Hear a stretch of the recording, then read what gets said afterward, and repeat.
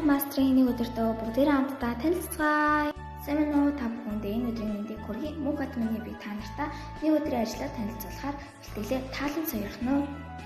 2020 оны 6 сарын 17-нд Sales Master цалыг хүртсэн билээ. 2022 оны 12 сарын 12-нд Diamond Master цалыг хүртсэн. Өглөө эртлэн мос 6 дахь цэвэр агаар нь хэр гайхалтай байдаг. Өдрийн эрч хүчээ тасгалаар авдаг да. Гэртээ орж ирээд 7 цаг цайгаа уудаг.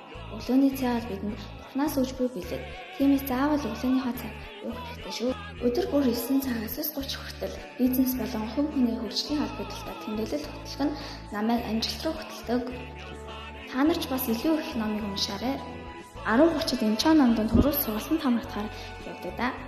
Бид 12 цагт ам чимтлэг өдрийн хоол иддэг дээ.